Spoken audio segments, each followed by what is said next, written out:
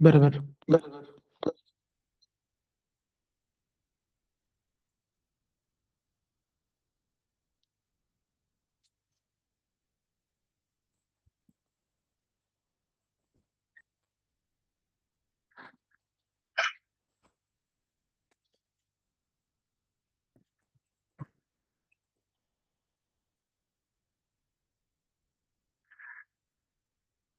Evet, Salay. Саламатсыздар, балалар, всем привет, қалайсыңдар, достар? Так, ой, мынау логинға кіру қиын болып кетті ғой сондай. Әрең кеттік қой. Ой, всем приветушки, қалайсыңдар, жақсы ма, жағдайларың жақсы ма, аман сенсіңдер ме? Өзіңіз жақсы. Зор ғой. Жақсы ғой. Так, достар деп ше. Так, всем приветушки. Так, Нұржігіт, Бектемір, Аянат, Нұржан, Нұрай. Так, енді так, қарай кетейік, достар. Ашылды ма не? Экран ашылды ғой, иә? Енді, так, 8-ші сынып қараңдар. Біз өткенде 8-ші сыныпта, яғни жалпы неге келген болатынбыз. Яғни осы бір неге жаңа тақырыпқа келген болатынбыз, иә? Енді қараңдар, осы тақырыпта біз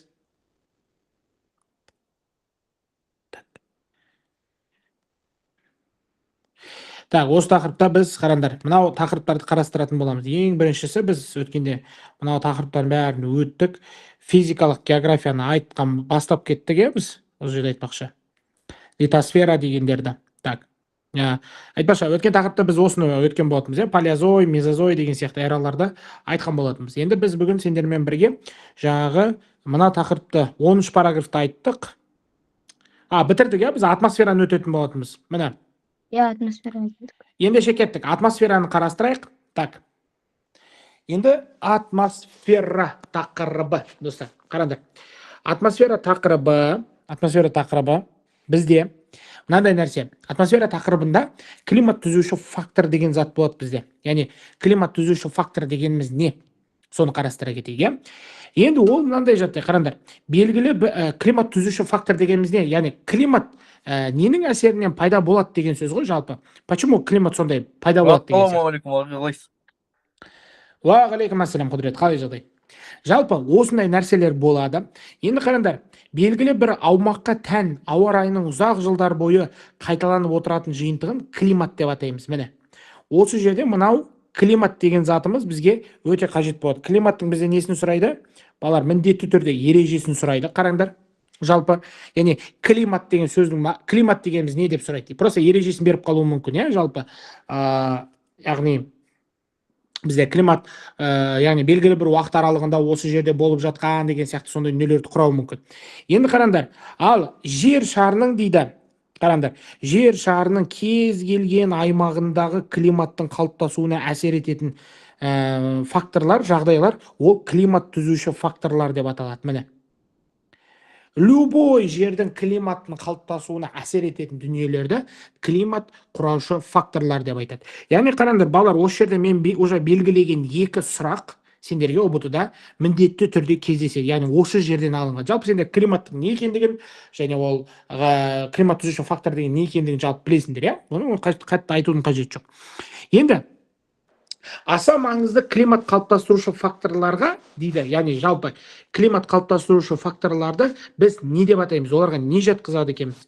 Міне қараңдар, жалпы мына жерде мына сөйлемді белгілеп алатын болсақ, қараңдар, аса маңызды климат қалыптастырушы факторларға мынау жалпы және де осылар мынау полностью жатады дейді, әсерін тигізеді дейді.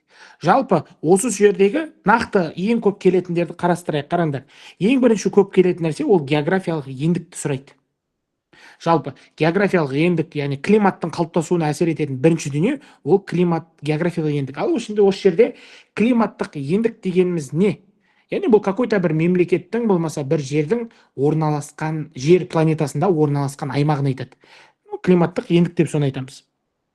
Ал келесі күннің көкжиектегі биіктігі дейді. Яғни бұл күн радиациясы ғой, жаңағы бізге айтып жатқан күн радиациясы.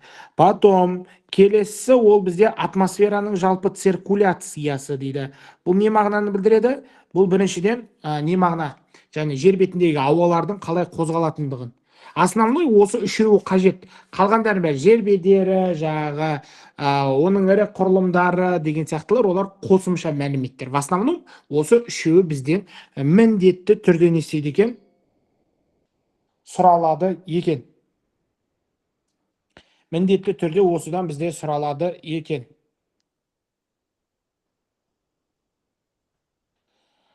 Осындай бізде міндетті түрде сұралады екен.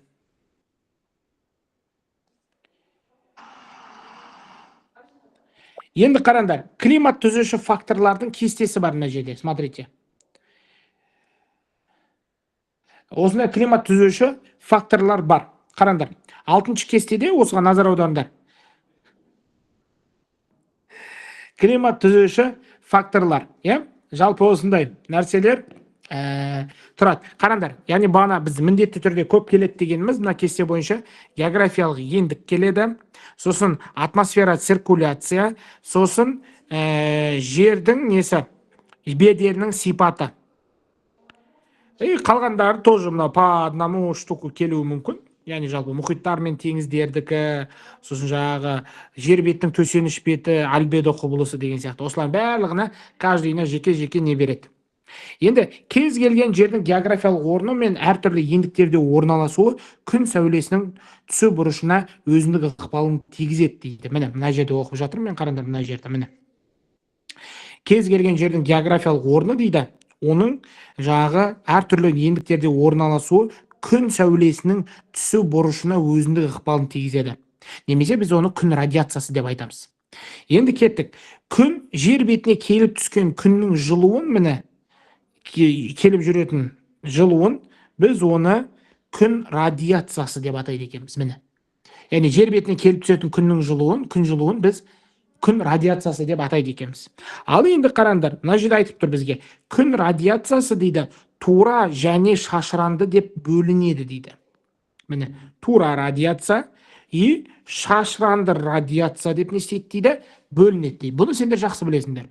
Олардың қосындысы дейді, жиынтық радиацияны береді. Немесе екеуі махаббат болған кезеңде бізге жиынтық радиацияны береді деп біз айтқан болатынбыз, екеуі махаббат болған кезеңде, екеуі бір-бірін жақсы көріп қалса, сол сондай болады. Келесі айтады, шашыранды радиация дейді, міне, қараңдар. Шашыранды радиация үлесіне шамамен күннен келетін радиация мөлшерінің дейді 25% ғана жуығы тиесілі дейді, міне. 25% тиесілі. Жиынтық радиацияның жылдық мөлшері күн сәулесінің жер бетіне түсу бұрышына, атмосфераның мөлдірлігіне, ауаның тығыздығына байланысты дейді, тәуелді деген сияқты сондай нәрселерді айтады. Енді күннің түсу бұрышы жердің өз білігінен тәуліктік айналуымен, орбита бойымен жылдық қозғалысына да байланысты дейді. Яғни мынау сөйлемді өздеріңе жақсылап тұрып белгілеп алыңдар, достар. Міндетті түрде керек болып қалады.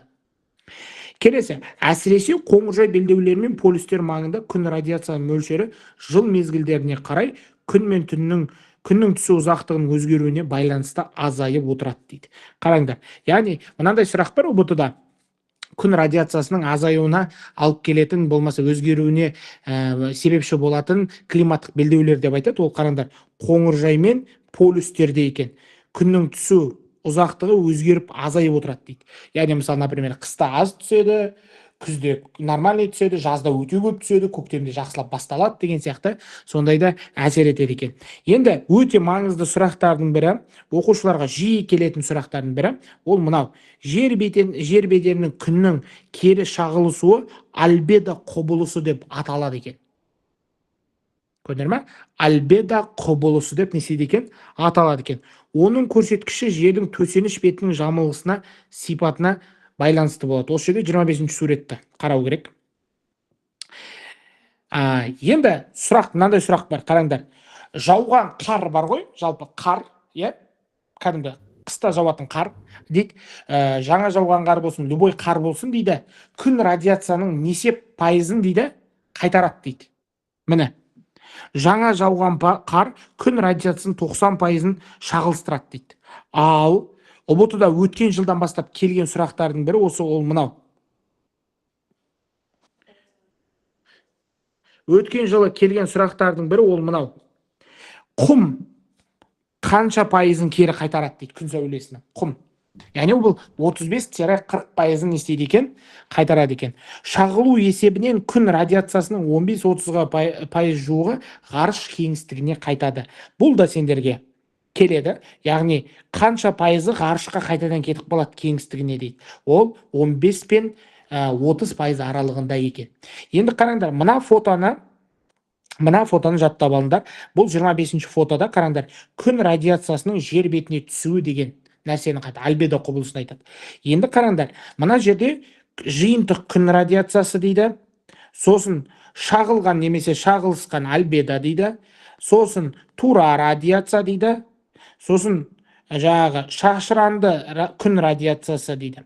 Яғни осылардың бәрін береді. Енді қараңдар, достар, өткен жылдан бастап бұл тура осы картинканы береді, бірақ осы картинканы бергеніммен, достар,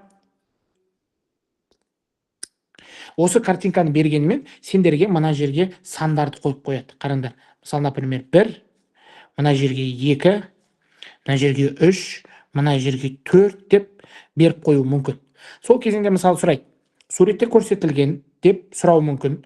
Суретте көрсетілген мысалы 4 санымен белгіленген жаңағы, например, радиацияның түрі деп сұрау мүмкін. Сол кезінде сендер мынау радиацияға не істейсіңдер? Жаңағы назар аударасыңдар, шашыранды күн радиациясы дегенге. Көрдіңдер ме? Жалпы ерекшеліктері осындай болады, басты ерекшеліктер. Енді қараңдар, осы 25-ші фотоны айдай жаттап аласыңдар, өзіңе керек болады міндеттері. Енді қысым орталықтары деген сияқты сондай нәрселер болады. Бұл жерде жаңағы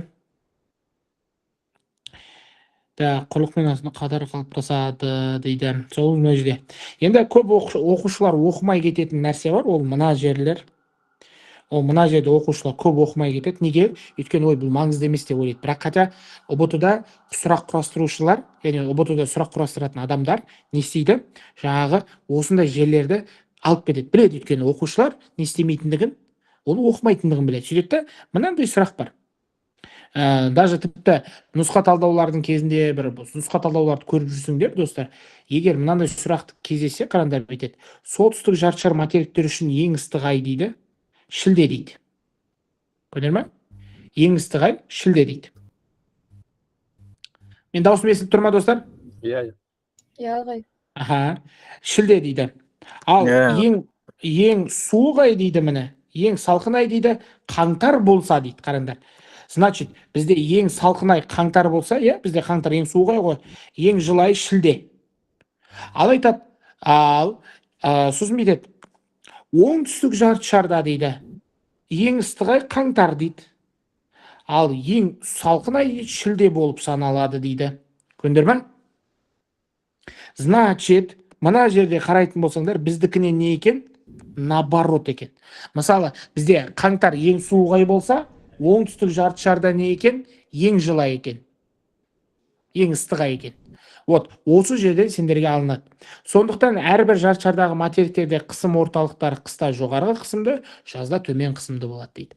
Мұхит сулары баяу жылынып, баяу суынатын болғандықтан, солтүстік жартышар үшін ең жылы ай тамызға дейді. Ал ең суық ай ақпанға. Оңтүстік жартышар мұхиттары үшін дейді. Міне қараңдар, мынада материктер үшін берген. Мына бірінші пунктта қараңдар, мына жерде міне. Мынау материктерге байланысты айтылған ақпарат, міне.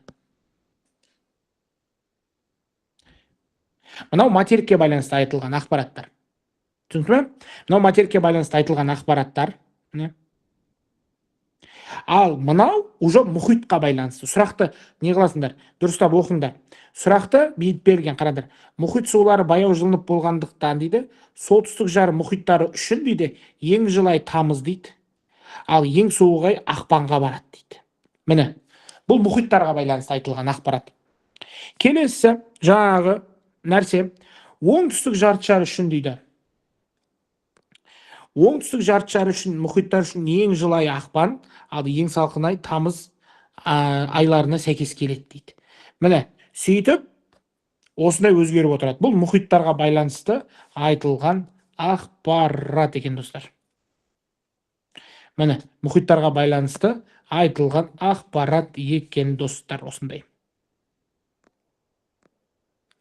Мұхиттарға байланысты айтылған ақпарат екен. Міне, осы жерде қарап алсаңдар болады. Міне, осы жерден прямой келген болатын. Енді келесі мынандай нәрсе бар. Материк климатының дейді. Міне, қараңдар, материк климатының қалыптасуына өте күшті әсер етуші фактор дейді, ол атмосфера циркуляциясы дейді. Атмосфера циркуляциясы дегеніміз не? Ол жалпы жер бетіндегі ауа ағындарының несі, қозғалысы. Яғни жер бетінде атмосфера ауалар қалай қозғалады, соны айтып жатыр сендерге. Ең басты әрекеті осы. Енді осылар бізде жаңағы нені қалыптастырады? Атмосфераны қалыптастырады екен. Көрдіңдер ме? Яғни қараңдар, енді келесі нәрсе, ол мына нәрсе, қараңдар. Осы қысымдар әр жерде қысым әртүрлі болады ғой. Сол қысымның әртүрлі болғанына байланысты бізде осындай жерлерде бірдеңелер пайда болады. Ол нелер? Қараңдар, осындай қысым айырмашылықтары нәтижесінде алуан түрлі бағытта қозғалыстарды өзара түйіру нәтижесінде атмосфералық фронттар мен қысым орталықтары пайда болады дейді. Міне, атмосфералық фронттар деген сендер білесіңдер, суық және де жылы атмосфералық фронттар. Ал вот осы жердегі мынау қысым орталықтары дегеніміз не? Осымен танысайық. Қараңдар, материктер климатына әсер ететін материктік қысым орталықтары орталық Азия, солтүстік Америка, Антарктида максимумдарын жатқызады дейді. Міне, максимумдарын жатқызады дейді. Яғни қысым ететін нелер? Максимум қандай материктер десе, ол Азия, орталық Азия, солтүстік Америка және Антарктида. Ал енді келесі мынаны қараңдар. Енді ұбт-да өте жиі келетін сұрақтардың бірі ол мынау. Материктердің климатын мұхит үстінде қалыптасатын жоғары орталықтар, Азор, Гавай, бұлардың максимумдар деп айтады. Бұл алдыңғы жылдары нағыз ұбт-да оқушыларға келіп шайған сұрақтардың бірі болып саналады. Қараңдар, төмен қысымды орталықтар Исландия мен Алеут, бұларды минимумдар деп айтады. Міне, егер материктің климатының үстінде, мұхиттың үстінде қалыптасатын қысымдар орталықтарды Азор, Гавай максимумдар дейді. Бұлар максимум, минимум деп жаттайсыңдар. Максимум ол Азор, қысымдар қай жақта өте жоғары деген сөз ғой. Енді келесі, материктер климатының қалыптасуына жағалық сызықтың тілімдену дәрежесі де өз әсерін тигізеді. Жағалауда аралдар мен түбектің, шығанақ бұғаздардың күрделі жүйесі көршілес мұхит айдындарын ықпал ету дәрежесін арттырады дейді. Мұндай жағдай әсіресе материктердің Атлант мұхиты сулары шайып жатқан Европа жағалауы, солтүстік мұзды мұхитының азиялық және солтүстік америкалық бөліктерінде айқын байқалады дейді. Мұхиттардың өздеріне де әсер етеді дейді. Климаттық қалыптасу жер бедері өзіндік ықпалын тигізеді. Биіктік артқан сайын ауа температурасы төмендеуі, тау жоталарының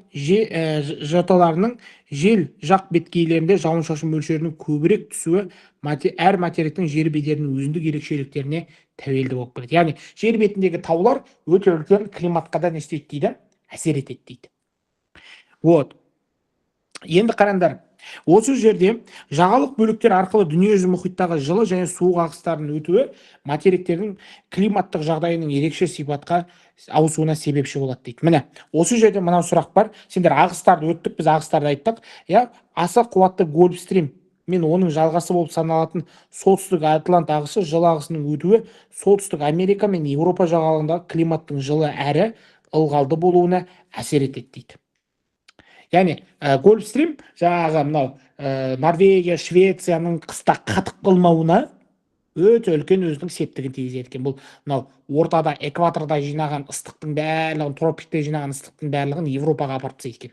Сөйтіп Европаның солтүстігі қатып қалмайтындығы да содан екен. Солтүстік Европада бір күшті қала бар.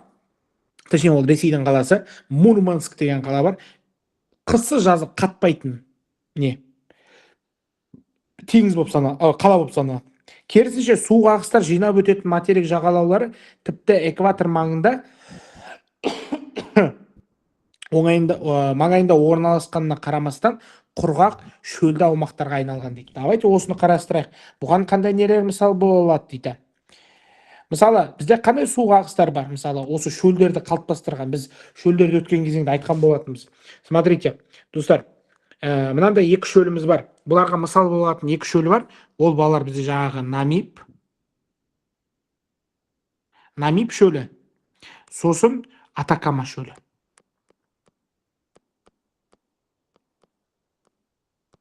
Міне, Атакама шөлі әсер етеді. Қараңдар, Намиб шөлі суық ағыстан пайда болады. Қандай суық ағыс?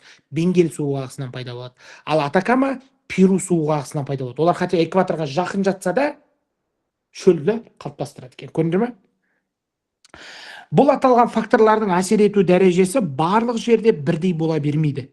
Ол әр фактордың бір-бірімен өзара байланысу нәтижесінде әр материктің өзіне тән тұрғыда қалыптасады. Сондықтан да жер шарының климаттық белдеулері мен белдеу ішіндегі өзгерістер әрбір жарты шарда түрліше сипат алады дейді. Міне, бұл жаңағы нелердің бірі. Келесі параграфқа атмосфераның ғаламдық циркуляциясы деген тақырып болады. Адамзаттың, атмосфераның ғаламдық циркуляциясы. Осы тақырыптан да бізге бір шама сұрақтар келеді екен. Ой, сәлем, Нұрай, привет. Саған енді сәлем деп жатырмын. Енді көріп жатырмын сообщениеңді. Келесі бетет, ауа массалары дейді. Ауа массалары деген не деген сөз ой, жалпы? Ол түрлі жалпы қысым ауаның өшім. Ауа массалары дегеніміз, мына жерде мынау сұрақ болады. Ауа массалары дегеніміз температуралық көрсеткіші, ылғалдану дәрежесі, қалыптасу ауданына сәйкес жинақталған бір тектес ауа. Өшімше, ауа массалары деген сөз, это ауа ғой. Өшім, бірнеше ауалар, ылғалдану дәрежесі, температурасы бірдей кенттар, бір-бірімен достар жиналады да ауа массасы болады ғой, типа мафия, ауаның мафиясы деген сияқты. Сондай нәтижеге алып келеді екен. Енді қараңдар, келесі, ауа массаларының аумағы бірнеше мыңдаған километрге созылып дейді, биіктігі тропосфераның ең жоғарғы қабатына дейін жетеді дейді. Яғни атмосфера ол тек жер бетінде ғана емес, атмосфераның төменгі қабатында да болады екен. Енді қараңдар, экваторлық ауа массасынан басқасының барлығы дейді, міне, басқалары қалыптасқан жердің беткі сипатына қарай, қалыптасқан несіне байланысты ауа массалары екіге бөлінеді екен. Теңіздік және континенттік деп жіктеледі екен. Қараңдар, міне, теңіздік және континенттік деп жіктеледі екен. Яғни, значит, ауа массалары экватордан басқа, значит, экватор ғана жіктелмейді екен. Экватор біреу ғана өзі. Қалған барлығы мұхитта да, теңізде де. Континенттік деген сөз, это материкте деген сөз. Ал теңіздік десе, это мұхитта деген сөз. Прямой түсініп қалмаңдар. Енді қараңдар, ауа массаларының негізгі ерекшеліктері. Давайте осы жерде қарастыра кетейік. Қараңдар, экваторлық ауа масса, давайте мен бұны қызылмен берейін, өйткені бұның таң несі қызыл. Қараңдар, экваторлық ауа массасы, бұның температуралық көрсеткіші жоғары болады. Ылғалдануы да қысымы жоғары болады. Мөлдірлігі тоже жоғары болады. Экваторда бәрі жоғары. Ауа массасы, экваторлық ауа массасының барлығы жоғары. Сол себепті бітеді. Өрлеген ауа ағының басым болады дейді. Міне, осы жерде мына 7-ші кесте бар ғой, достар. 7-ші кесте сендерге міндетті түрде керек болады. Себебі неге? Өйткені бұл жерде сұрақ былай құрастырылады, қараңдар. Жалпы сұрақтар былай болып келеді. Бітеді. Өрлеген ауа ағыны басым болатын, қысымы жыл бойы тұрақты төмен болатын, ауа массасы деп сұрайды. Енді осы жерде сендер мынадан ұстап аласыңдар. Қысымы төмен болады дейді. Егер қараңдар, қысымы төмен болса, ол экваторлық. Бірақ өрлеген деген сөз болу керек, міндетті түрде. Келесі, тропикке қарайық. Тропиктің түсі сары. Бұныкі да температурасы жоғары болады, міндетті түрде, өйткені жылы ғой. Ал ылғалдану дәрежесі қандай екен? Төмен. Себебі тропиктік не? Жаңағы достар. Тропик бізде арид деп те аталады иногда. Аридтік, помните? Арид деп аталады. Арид деген шөл. Сол себепті бұл жер құрғақ болады, мынау. Құрғақ болады. Ал мөлдірлігі бұл өзгеріп тұрады деген сөз ғой, түрлі болады деген сөз. Ал енді қараңдар достар. Жаңағы не? Тропик бұл экваторға қарама қарсы деп айтсақ болады. Прямой қарама қарсы. В общем, қырсық қой бұл. Экваторға не істесе, экватор қалай болса, бұл соған напротив жұмыс жасайды ғой. Қараңдар. Осы жерде қалай ұстап аламыз? Бүйтеді, қараңдар. Экваторда өрлеген деген сөз тұр ғой, міне қараңдар. Экваторда өрлеген деген сөз тұр, дұрыс па? Мөлдірлігі деген это типа прозрачный ма деген сөз ғой, кім? Суы, ауасы қандай, күн всегда бұлттанып тұра ма, ашық тұра ма деген сияқты. Болмаса, ауасы қандай, нема, в общем айтқанда прозрачность деген сияқты ғой. Типа мөлдір деген сөз, прозрачный деген сөз. Енді қараңдар. Осы жерде мынаған назар аударасыңдар. Тропикке келгенде бұл төмен деген, қараңдаршы, мына жерде төмен деген сорлы. Не ғой? Андай. Экваторға қарама қарсы жүретін бәле ғой, бір қырсық бәле ғой. Қараңдар. Төмен деген ауа ағыны басым болады дейді. Қысымы жыл бойы тұрақты жоғары дейді. Мені көрдіңдер ме? Экваторға прямой напротив қой. Міне, напротив. Келесі төртінші, үшінші ауа массамыз ол қоңыржай. Үшінші ауа массамыз ол қоңыржай. Ой, бұл жаным ғой бұл. Бұның несі қараңда, температурасы орташа, өйткені бұда қыс жаз күз деген болады. Несі де орташа. Түрлісі сипатта болады дейді. Бұныңқы да несі мөлдірлігі өзгеріп отырады. Қыста айқын болады, қыста жоғары болады, жазда төмен болады деген сияқты. Енді қараңдар, бұны вообще спокойно түсініп алсаңдар болады. Это как? Өйткені қоңыржай ғана климаттық белдеуде бізде қандай ерекшелігі? Бұл 4 не байқалады бізде? Бұл жерде 4 жыл мезгілдері байқалады. Сол себепті бұл бүйтеді, қараңдар. Бұның қысымы да, бұның ауа ағыны да, достар, міне, қысымы да, ылғалдану дәрежесі де жыл мезгілдеріне байланысты не істеп отырады дейді, өзгеріп отырады дейді. Жыл мезгілдеріне. Мысалы, қыста қысымы не болуы мүмкін, типа андай. Қысымы жоғары болуы мүмкін. Жазда төмен болуы мүмкін. В общем, қоңыржай климаттық белдеу ол всегда өзгеріп отырады. Міне. Соны айтады. Келесі, бұл енді климаттық белдеу деп. Енді бұны шатасу мүмкін емес, потому что жыл мезгілдер только қоңыржайда ғана бар. Енді келесі соңғысы арктикалық және антарктикалық деп айтады. Бұл екі полюсты айтып жатыр. Екі полюстың аймағы. Бұның қараңдар, температурасы не болады? Всегда төмен. Ылғалдану дәрежесі төмен, себебі құрғақ бұл жақ тоже. Немен бірдей? Тропикпен бірдей. Тропикте ыстық құрғақ болса, мына жақта суық құрғақ. Ал мөлдірлігі өте жоғары болады. Енді қараңдар, мұхит үстінде қалыптасуына қарамастан құрғақ болып келеді дейді. Мені қараңдар. Яғни бұны сендер мына жерден ұстап аласыңдар. Мұхит үстінде қалыптасады деген ұстап аласыңдар. Сосын қысымы қандай болады? Айтпақшы, төмендеген ауа ағыны басым болады. Қысымы не болып келеді? Жоғары болады. Қысымы жоғары болады. Осы жерден ұстап аласыңдар бұл. Просто бұл сөйлемнің басын ғана жаттап алсаңдар жеткілікті. Мұхит үстінде қалыптасады деген жаттап алсаңдар жеткілікті. Болды. Яғни осы кестеден сендерге біршама сұрақтар құрастырылады екен. Енді мына фотолар таныс шығар, атмосфералық фронт. Енді қараңдар, бүйтеді. Ауа массалары үнемі қозғалыста болғандықтан дейді, қасиеттері әр түрлі ауа массалары шектескен аймақта өтен кең алқапты қамтитын, ені 500-900, ұзындығы 2300 километрге жететін өтпелі зоналар қалыптасады дейді. Ауа массалары осындай шектесу аймағын дейді, не деп атайды екен? Аймағында климаттық фронттар пайда болады екен. Климаттық фронттардың түрлерін қарастырайық. Олар арктикалық, полярлық және экваторлық фронттар деп үшке бөлуге болады екен. Үшке бөлуге болады екен. Көрдіңдер ме? Енді келесі, фронттар дейді қозғалу бағытына байланысты, яғни қозғалу сипатына қарай, ол бізде нешеге бөлінеді екен? Қараңдар. Қозғалу сипатына байланысты бізде ол екіге бөлінеді. Жылы фронт және суық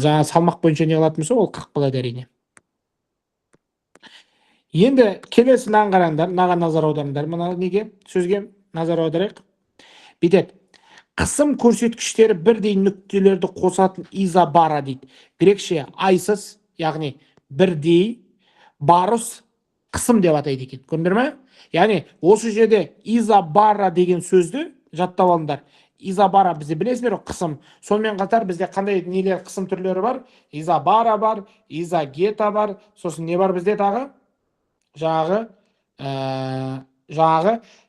изотерма деген дүниелер бар. Қазір балалар 1 минут.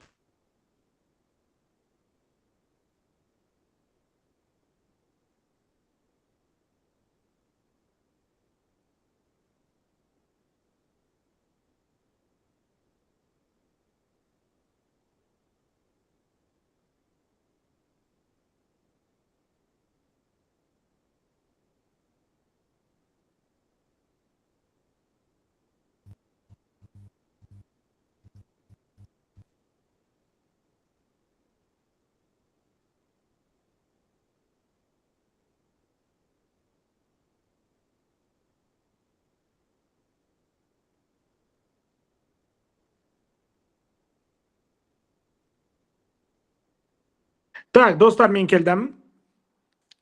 Қараңдар, мынандай нәрсе бүйтеді. Жалпы осы жерде бүйтіп айтады бізге, қараңдар. Яғни изобара. Ау, Құдірет, чодам. Не болып қалды, Құдірет? Құдірет Джон. Звук қосып айта берші қосын. Болды. Хорошо. Окей. Енді қараңдар, изобара. Изобаралар бір-біріне жақын болған сайын қысым көрсеткіштері тез арада өзгереді дейді. Қысым көрсеткіштері төмен орталықтарды қысымдық минимум немесе циклон деп атайды. Міне. Қысым көрсеткіштері жаңағы. Қараңдар. Қысым көрсеткіштері міне. Төмен аймақтарды қысымдық минимум немесе циклон деп атайды екен. Көрдіңдер ме? Қысымдық минимум немесе циклон деп атайды екен. Міне осы жерде біз мынау циклон деген сөзбен минимум дегенді сызып қояйық. Бұны біз енді ана неде атмосфера тарауында айттық, полностью қайталап шықтық. Ал енді айтады, келесі дейді. Қысымдық көрсеткіші жоғары болатын тұйық изобаралар жүйесі қысымдық максимумды береді, немесе антициклонды құрайды дейді. 27-ші суретті қазір парша-паршасын шығарамыз, қараңдар. Так, яғни мына жерде қысымдық минимум мен қысымдық максимумды айтып тұр екен, мына қысым максимум, антициклондық деп айтады екен. Енді қараңдар, осы жерде сендерге осы екі фотоны береді. Бұл екі фото міндетті түрде де келеді. Жалпы осыған да ұқсас суреттерді бере береді. Қараңдар. Енді осы жерде біз қалай қарастырамыз? Мына қараңдар. Циклон дегеніміз ол мынау. Иә? Циклон дегеніміз. Антициклон ол мынау. Қараңдар. Енді айтады, циклонды қарасаңдар, бұл сағат тіліне қарсы бағытталады, достар. Қараңдар, бұл бізде сағат тіліне не істейді екен? Қарсы бағытталады екен, қараңдар. Бұл бізде сағат тіліне, ой, бұл сорлау, сурет салып кеттік қой осыны. Так. Ой, алла. Так. Художник болып кететін болдық қой. Қараңдар. Жаңағы, бұл жерде бүйтіп айтады бізде, қараңдар. Циклон сағат тіліне қарсы дейді. Яғни оның айналысы былай болады, міне. Стрелка былай болады, міне. Көрдіңдер ме? Ал антициклон керісінше, ол бізде сағат тіліне бағыттас деп айтады. Яғни былай айналады, міне.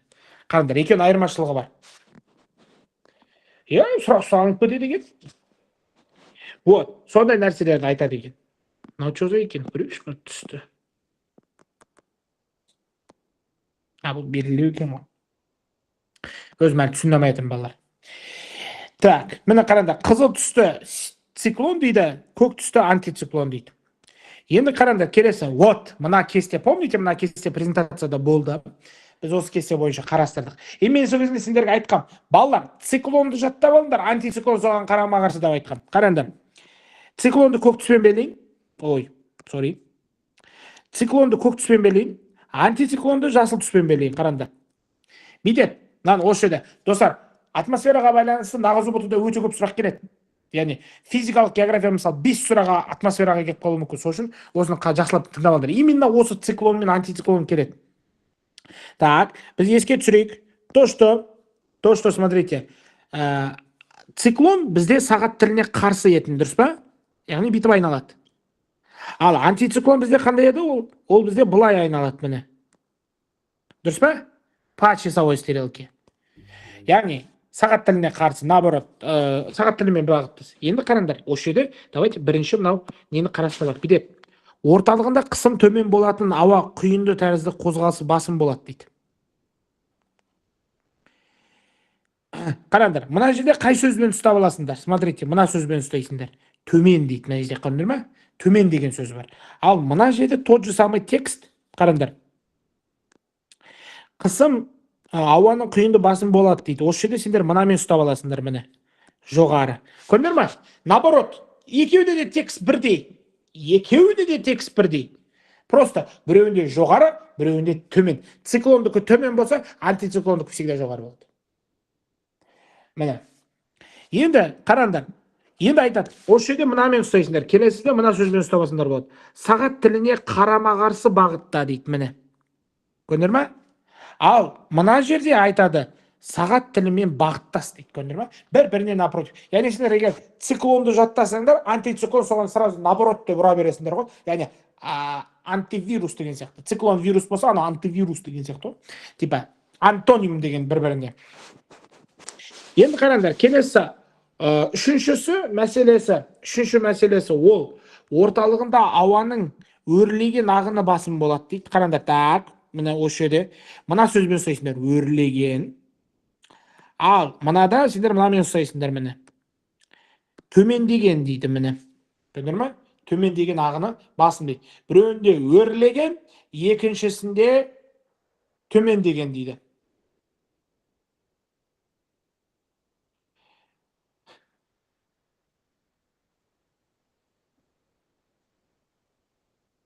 Төмендеген дейді. Келесі, енді мына жерде смотрите бүйтеді. Міне. Ауа райы құбылмалы дейді мына жерде. Бұлтты, жауын шашын болып келеді, қатты жел соғады дейді. Енді қараңдар. Енді ал екінші текстті біз мынамен жазып алайық. Қараңдар, бүйтеді. Ауа райы тымық, жел соқпайды, ашық жауын шашынсыз, жазда жылы, қыста аязды болып келеді дейді. Енді давайте осы жерде қарастырып алайық. Қай жерде ұстаймыз? Ұстап алсақ болады екен. Ауа райы құбылмалы дейді. Міне. Өзгермелі деген. Тымық деген сөз бұл андай. Анау жаз кезінде мынандай температура, мынандай кезеңдер болады ғой, типа андай жалпы қалай айтсам болады. Так. Қалай айтсам болады. Біз аны не деп айтамыз ғой? Қапырық болып жатыр деп айтамыз ғой. Вот соны айтады, қапырық дегенді. Қараңдар. Сосын мына жерде бүйтеді. Жауын шашын болып келеді, қатты жел соғады дейді. Міне. Мына жерде айтады, жел соқпайды дейді, көрдіңдер ма? Келесі не дейді? Көк. Ойбай, сары. Фиолетовый даласы. Міне. Бүйтеді. Смотрите. Бұлтты дейді. Бұлтты дейді мына жерде. Мына жерге бізде не дейді? Бұлтты дейді, көрдіңдер ма? Бұлтты дейді. Ал мына жерде тұрақты ашық дейді, міне. Аспан тұрақты ашық болады дейді. Сосын келесі мәселе, ұстайтын мәселелерің ол мынау. Жауын шашынсыз дейді да, ал мына жерде жауын шашын болып келеді дейді. Яғни жауын шашын болып келеді, яғни жауын шашын өте көп жауады. Көрдіңдер ма? Яғни сендерге циклонды жаттау, балалар, достар, циклонды жаттап алсаңдар, анау қарама-қарсы ғой сразу. Яғни это одно и то же зат, бірақ просто уже наоборот деген сияқты былай. Хорошо. Птичка сақпайық. Яғни бір-біріне қарама-қарсы. Это типа кім Фариза айнаға қарап тұр да, айнаға қарап тұр, өзінің несін көріп тұр, бірақ айнадағы тұрған Фариза ол оған наоборот қарап тұр да. Фаризаның оң қолы сол болып көрінеді, сол қолы оң қол болып көрінеді деген сияқты. Вот тура сол ғой. Сондай ғой нәрсе. Элементарный вещь ғой, достар, деп қойды. Так, келесі. Да? Енді солтүстік жартышардағы циклонды орталықтарда ауа ағыны сағат тіліне қарама-қарсы уақытта болады. О-хо-хо-хо, қарама-қарсы уақытта дейді. Міне, осы жерде айтып тұр, міне. Солтүстік жартышарда дейді, сағат тіліне қарама-қарсы уақытта болады дейді. Ал антициклон дейді, орталығында сағат тілімен бағыттас болады дейді. Ал енді қараңдар, мына жерде цирк енді басталады, қараңдар. Солтүстік жартышарда циклон дейді, қараңдар, циклон, міне. Осы жерде мына жерден қарайықшы, міне. Циклон. И қандай жартышарда десе, солтүстікте, яғни Евразия, солтүстік Америкада да көрінетіндер дейді. Ол кезеңде олар, бағана біз айтқандай сағат тіліне қарама-қарсы, сағат тілімен бағыттас деп айтсақ дейді. Ал оңтүстік жартышарда наоборот болады, қараңдар. Оңтүстік жартышарда дейді, циклон мен антициклон ауа ағыны солтүстік жартышарларға қарама-қарсы бағытта жүзеге асады дейді.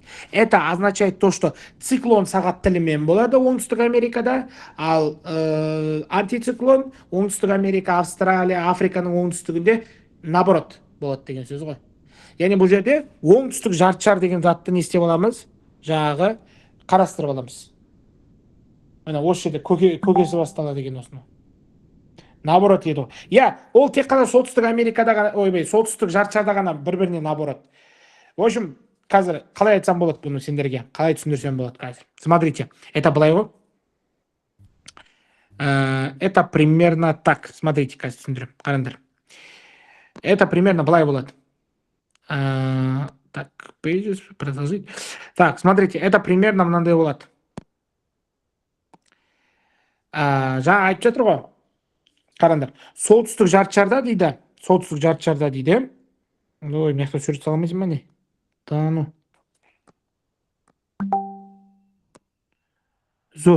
Қазір. Так, қайда кетіп қалды осы. Так, напоминание. Заметкиді түсіре алмайсың. Так, сосын қандай не өрет таған бізде?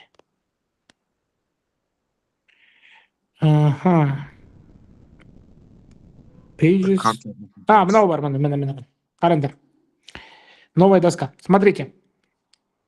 Это примерно былай ғой. Егер қарастыратын болсақ, это мынандай нәрсе болады, қараңдар. Бірінші нәрсе, не сейчас, готово, не сейчас, айдынай, күте тұр. Так, смотрите, это примерно былай болады, қараңдар. Айтып жатыр.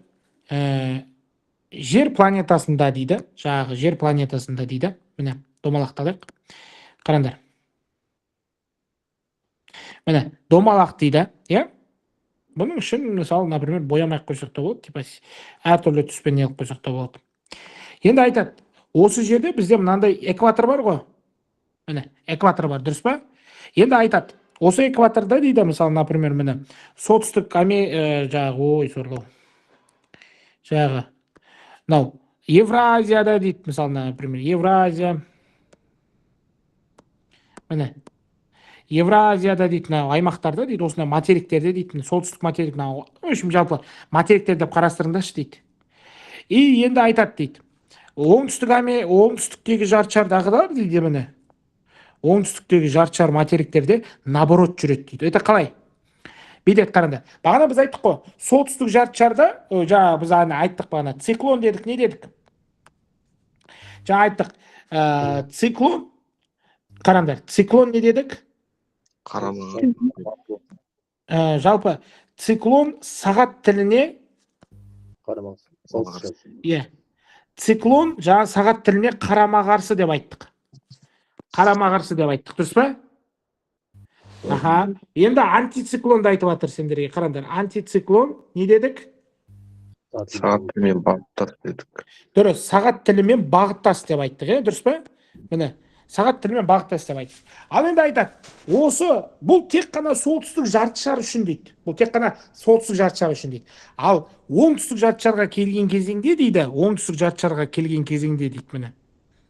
Оңтүстік жартышарға келген кезеңде дейді, ол бізде былай болады дейді, қараңдар. Циклон дейді жаңағы. Циклон дейді. Уже сағат тіліне қарама-қарсы емес, сағат тілімен бағыттас болады дейді. Міне. Көрдіңдер ме? Ал антициклон дейді жаңағы. Антициклон дейді. Антициклон дейді жаңағы. Сағат тіліне наоборот болады дейді. Бұл жақ қарама-қарсы болады дейді. Көрдіңдер ме? Міне. Осылай болады дейді. Яғни солтүстік жартышар үшін дейді. Міне. Солтүстік ЖШ дейді, жартышар үшін. Оңтүстік жартышар үшін уже басқаша болады. Оңтүстік жартышар үшін дейді. Көрдіңдер ме? Ауысады дейді екеуі бірге. Екеуі ауысқандықтан бізде осындай дилеммалар пайда болады. Жаңа кітапта жаңа айтып атқан несі де сол. Жаңағы неде айтып жатқан мысалы да сол ғой. Міне, осыны айтып жатыр сендерге. Көрдіңдер ме? Жалпы айтқан кезеңде осыны түсіндіріп жатыр да, өйткені жер, қараңда, сендерге айтып отырға, примерно былай қараңдаршы дейді да. Міне. Қалай көрсетсем болады? Міне. Типа наоборот қараңдар деген сияқты ғой. Осы жерде ше. Уже антициклон сағат тіліне қарама-қарсы болады дейді, ал циклон сағат тілімен бағыттас болады. Бірақ ол оңтүстік жартышарда балалар. Сол кезде де уточняйте нені балалар. Жаңағы сөйлемді сұрақты уточняйте всегда. Егер солтүстік жартышар үшін десе, ол антициклон өзінің бұрынғы дефолт. Мынау қараңдар, мына жерге қасын жазып қойыңызшы. Сендер енді қазір заманауи адамсыңдар ғой. Сосын жазып қояйын. Дефолт деп жазып қояйын. Дефолт. Егер солтүстік жартышарды сұраса, ол по дефолту болады. Достар, ол по дефолту болады. Ал нені сұраса, жаңағы міне дефолт деп ауыстырып қойық. Міне, көрдіңдер ме? Күшті жазады. Ағылшынша бәле біледі бұлар. Дефолт деп айтады. Ал оңтүстік жартышар үшін эксклюзив деп жазып қоямыз.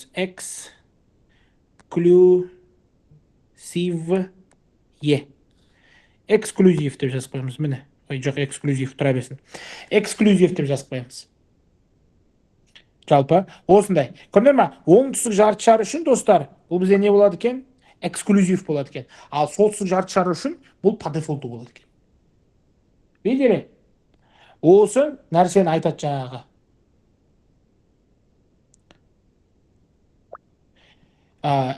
Жаңағы эксклюзивна мен дефолт. Міне, осыны түсіндік қой жалпы, почему циклон оңтүстік жартышарда өзінің бағытын өзгертеді деген сияқты. Вот. Міне, осыны жақсылап тұрып скриндап алыңдар өздеріңе, достар.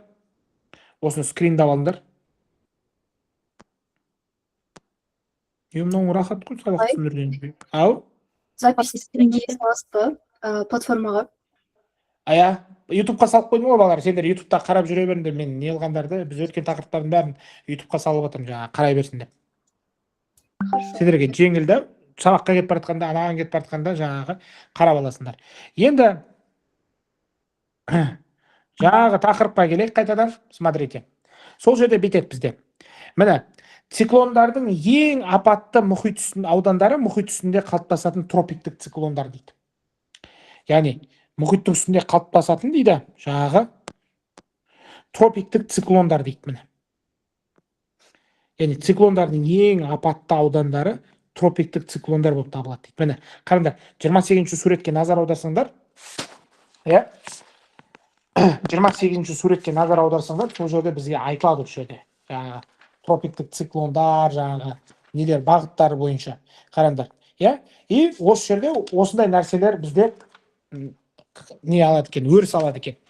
Енді атмосфералық қысымның таралуы өте күрделі сипат алады дейді. Өйткені ол географиялық ендікке, құрлық пен мұхиттың арақатынасына, жергілікті физикалық, географиялық жағдайларға байланысты болады дейді. Енді қараңдар, осы жерде міне, например, қараңдар. Енді жаңағы, помните, біз анау пассат желдерін түсіндірген кезеңде мен былай айтқан болатынмын. Қараңдар. Ой, оны бізде Айзере өте жақсы біледі. Ол пассат желдерін Айзере өте жақсы біледі. Қараңдар. Міне. Мына экватор деп қарастыратын болсақ, қараңдар. Экваторға ағылып келіп жатқан нелерді қараңдар, желдерді қараңдар. Міне, оранжевый и сарыны қараңдар. Міне, оранжевый мен сарыны қараңдар. Ой, бізде кім жақсы біледі оны. Міне, жаңағы сарымен тұрған бұл солтүстік пассат жерлері, ал немен тұрғандар, оранжевыймен тұрғандар, олар бізде жаңағы оңтүстік пассат жерлері. Пассат желдері.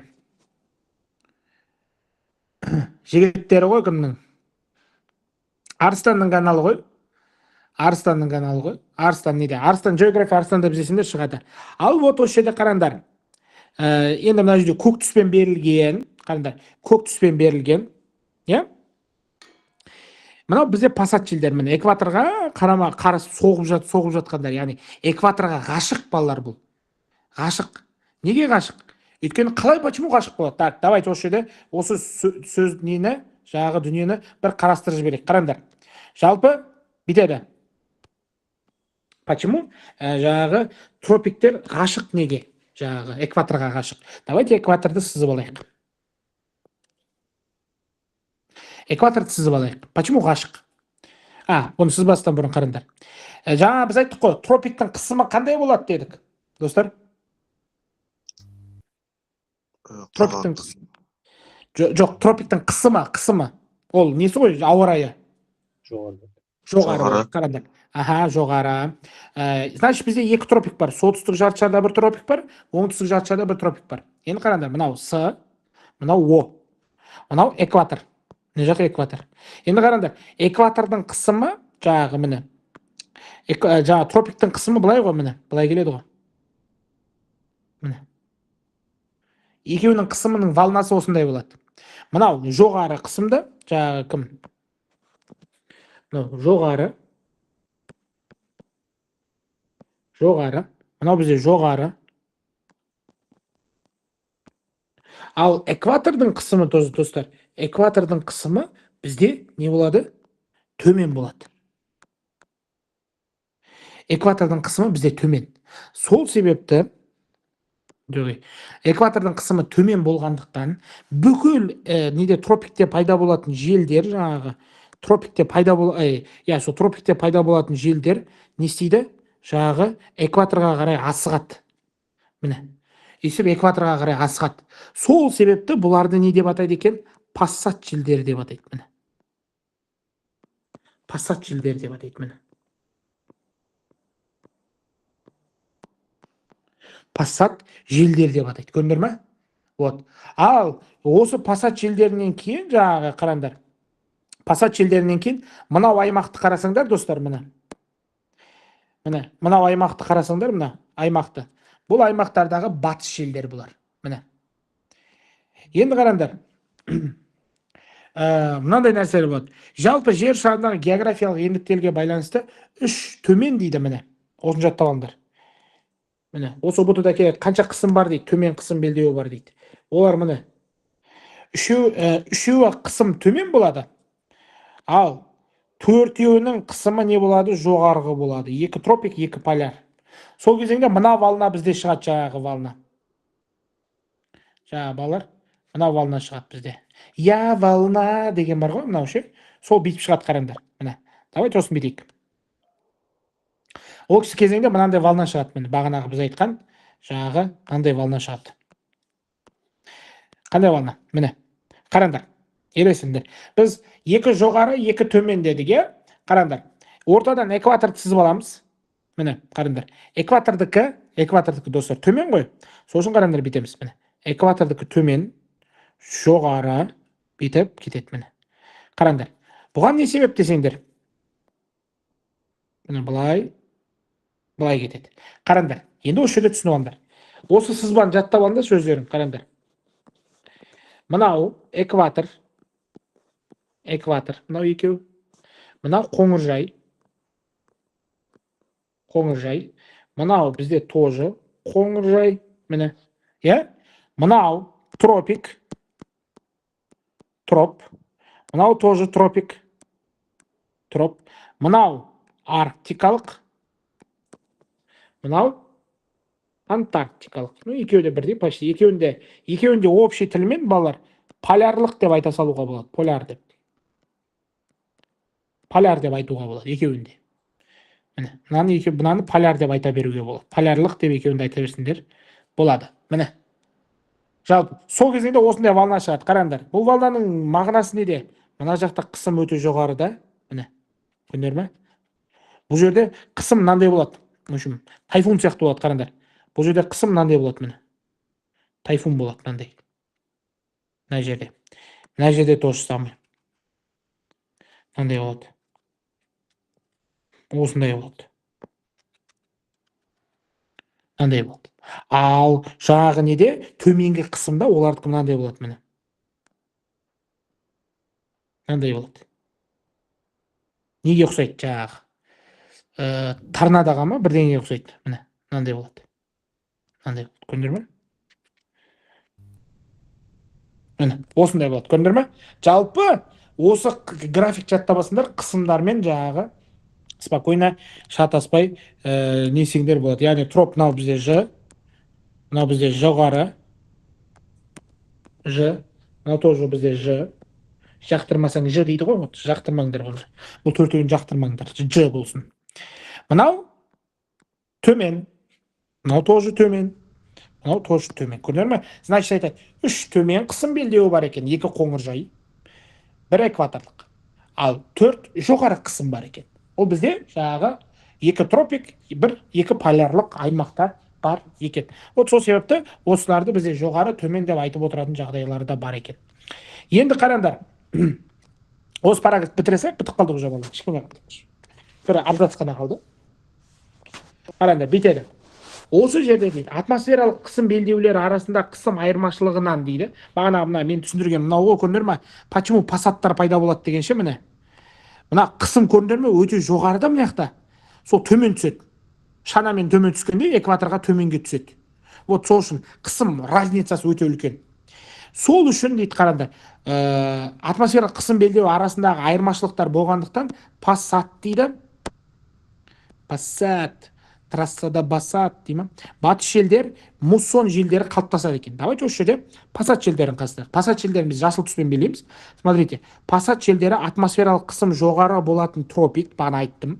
Тропик ендіктерден дейді, қысымы төмен болатын экваторға бағытталған тұрақты желдер. Бұл тұрақты. Мына жерде ключевой сөз тұрақты, достар.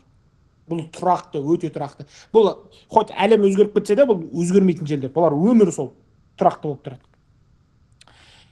Енді айтады, жердің айналу күші әсерден дейді, пассаттар солтүстік шартшарда оңға қарай не қылады дейді, ал оңтүстік шартшарда солға қарай бұрылыс жасайды дейді. В общем, танцор диско ғой. Сондай болады. Келесі, батыс желдер дейді. В общем, танцор диско. Бұны көк түспен белеміз, өйткені бұл суық жел. Батыс елдерде екі жарты шардың 40 және 60 градустарында не болады дейді? 40 және 60 градустарда басым болады дейді. Басым болады дейді. Батыс елдер дейді негізінен мұхиттың үстінде түзіледі бұл балалар. Бұл анау құрлықта бұның күші жоқ. Ол үшін бұл құрлықта не ғой? Шорт. YouTube Shorts деп айтып жатқаным ғой достар. YouTube Shorts. Ал мұхитта бұл батя ғой. Мұхитта бұл батя. Кәдімгідей батя. Батя балаға. Вот. Бұл өзгермелі. Көрдіңдер ме? Мынау өзгермелі дейді. Міне. Көрдіңдер ме? Жоқ, біз өйтіп айта алмаймыз. Біз мұғалімбіз, біз өйтіп айта алмаймыз. Сендер айта беріңдер, біз өйтіп айта алмаймыз. Бізге ол жат. Енді давайте муссонға келейік. Міне муссондар. 39 суретті біз пока не алмаймыз. Оған назар аудармаймыз. Қараңдар, муссондар түсініп алайық. Қараңдар. Муссон деген сөздің мағынасы. Давайте. Муссон деген сөздің мағынасы, достар. Егер қарастыратын болсақ, муссон деген сөз не мағынаны білдіреді десеңдер, балалар. Муссон бұл маусым деген мағынаны білдіреді, балалар. Бұл маусым деген мағынаны білдіреді. Муссон сөзінің мағынасы маусым деген мағынаны білдіреді. Ол өзі айтады, міне қараңдаршы. Бұл өзі бүйтіп қақсайды. Мен маусыммын, ішіп адам ғой бұл. Ішіп адамның кейпіне келеді. Мен маусыммын, қасай деп. Бұл маусымдық сипатта келеді, достар. Есіңдеріңіз, бұл маусымдық сипаттағы ауа ағындар, муссондар, циклондар мен антициклондардың тұрақты болатын және маусым бойынша күрт айырмашылық жасайтын аудандарда қалыптасады дейді. Қараңдар, осы кезеңде муссонның екі түрі бар, достар. Муссонның екі түрі бар. Жаңағы қысқы муссон, қысқы муссон және жазғы муссон. Енді ұбт-да сұрайды. Муссон өте көп кездесетін дейді. Жаңағы қараңдар. Муссон өте көп кездесетін мұхит деп сұрайды. Міне. Мынау жауабы. Муссон өте көп кездесетін мұхит, ол Үнді мұхитында. Өте көп кездеседі, достар. Осы Үнді мұхиты бұның питагы деп айтуға болады, былай айтқанда. Қарапайым тілмен айтатын болсақ, питаг осы жерге барады. Енді муссонның екі түрі бар. Муссонның екі түрі бар, жазғы және қысқы деп айтады. Енді қараңдар, қысқы муссон кезінде дегенді қарастырайық. Қысқы дегенді көкпен белгілеймін. Қысқы муссон кезінде дейді, ауа құрғақ, өйткені жер құрлықтан мұхитқа қарай бағытталады дейді. Давайте, раз и навсегда қазір біз осыны жаттап алайық. Ал жазғы муссон кезінде дейді, міне, жасылмен белгілейін. Жазғы муссон кезінде ауа мұхиттан материкке қарай қозғалғандықтан жаңбырлы болып келеді дейді. Вот, енді смотрите. Давайте осыны бір түсініп алайық. Ол не екенін, ағай, что-то такое вообще, что за чепуха деген сияқты нәрсе ғой. Ол мынандай нәрсе, қараңдар. Жазғы муссон мен қысқы муссонның айырмашылығы неде деген сөз, иә? Бүйтеді, құрлықтан мұхитқа қарай соғады дейді. Қысқы муссон кезінде, қараңдар. Так, кеттік, сөйлесеміз осы бағыт бойынша. Қараңдар. Қысқы муссон дейді, міне. Қысқы муссон. Қысқы муссон. Балалар, мен дауысын мен әлі неге планшетке үйренемей айтырмын. Назар аудармаңдар. Қысқы муссон кезінде дейді. Смотрите. Қысқы муссон кезінде.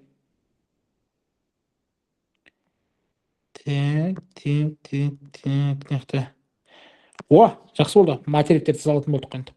Смотрите. Мынандай нәрсе болады, смотрите.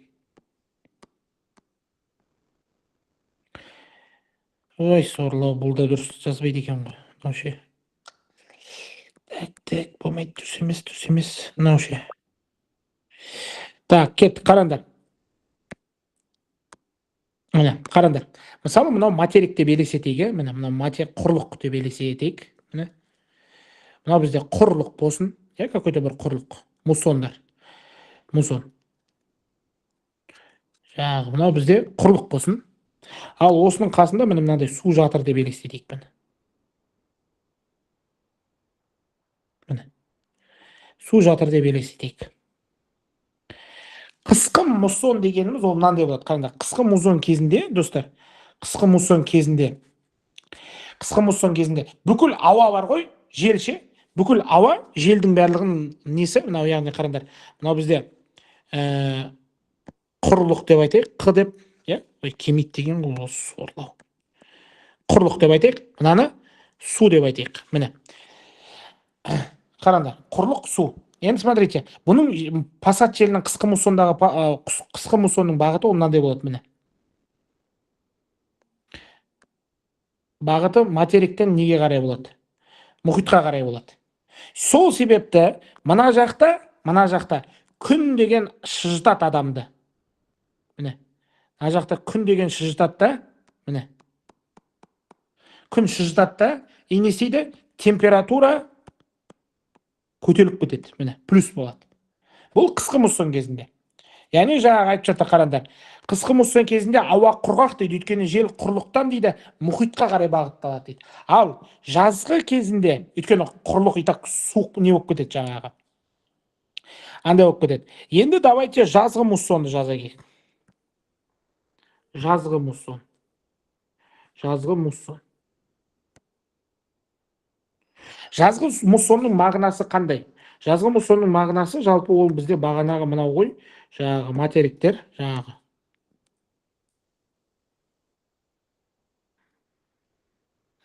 Жазғы муссонның несі бұл мынандай болады, міне.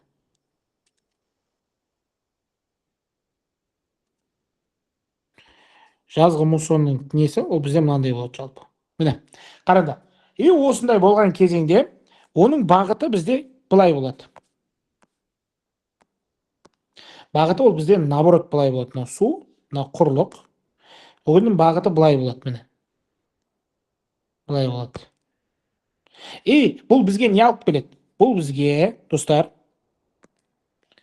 бұл бізге не алып келеді?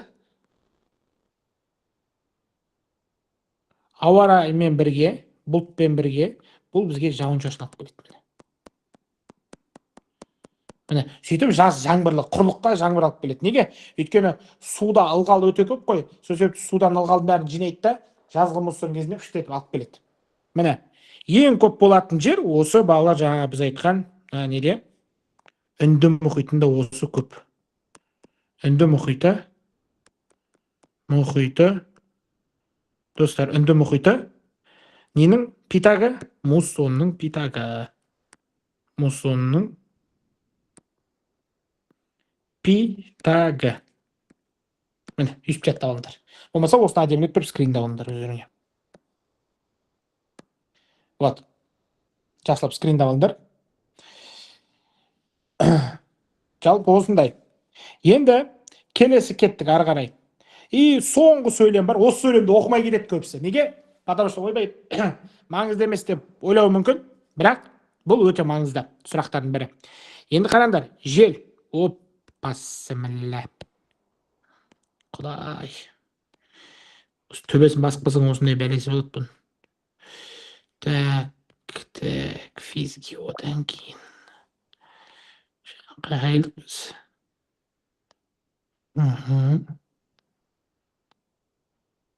Міне, қараңдар, осы жерді көбісі тастап кетеді. Неге? Өйткені маңызды емес деп ойлайды. Алайда, достар, бұл жерде өте маңызды нәрсе бұл жел. Жел өте маңызды. Неге? Иногда желді сұрайды. Бүйтеді, жел атмосфера циркуляциясының негізгі қозғау күші. И бұның ережесі мынандай, қазір мен сендерге айтам, қараңдар.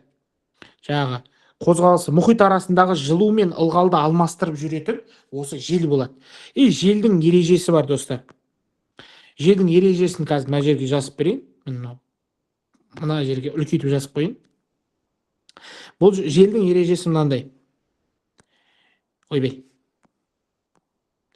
Желдің ережесі мынандай жалпы. Бұны үйіп жазамай дегенсің ғой. Окей. Желдің ережесі жалпы мынандай, достар. Смотрите. Жел дегеніміз, міне. Бұл жерде де сөйтамай дегенсің ғой. Хорошо. Жел дегеніміз, достар. Қараңдар. 3 точканы басып дейді. Ағай, ана плюстиктің жанында 3 точканы басып қойып шашын. Қазір 1 минут. Кемпір болсақ көріп тұр ғой. Иә, көрдім. Көрдім қазір. Так, гидросфераға кетіп қалдық қой, мына жерде. Мынау бет қой.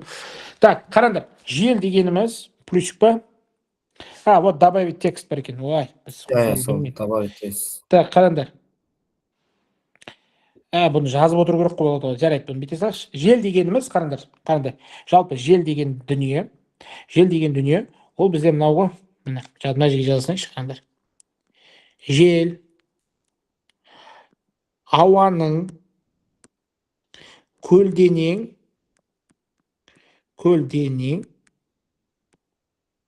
бағытта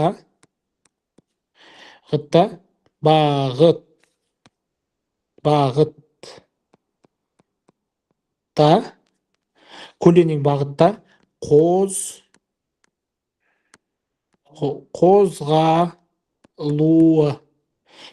бағытта қозғалуы. Яғни жел ауаның көлденең бағыттағы қозғалу типіне жатады екен. Болмаса мына жерде бүйтіп ше, қазір бір минут, ана моменту. Ақ түс деген зат жоқ па екен? Аппақ түс деген. Бар екен ол мен. Бітейікші, мына жерде мыналар. Ой. Міне.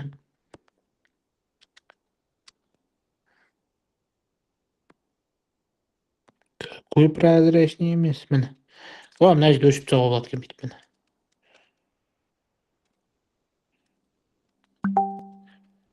Көлденеңмен параллель ма дейді. Қазір айтам, соны айтам. Соны айта кетем қазір. Пайымдаңдар, қазір айтам.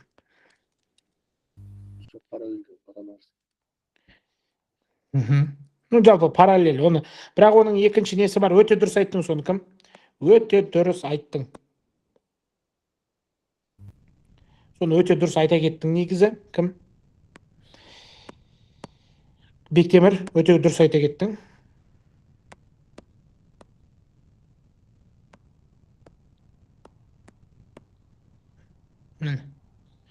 Ол как раз мына жер пустой болып қалды. Қараңдар.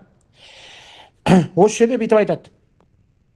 Жел жаңағы, желді бүйтіп та сұрайды, қараңдар. Жел жаңағы. Ой, мына үлкейіп кетті. Былай. Смотрите. Жел дегеніміз жалпы.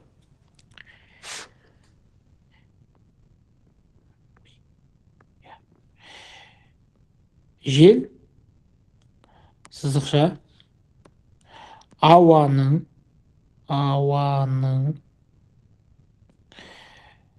көлденең деген сөзі бар. Көлденең деген сөздің балалар несі бар еще андай?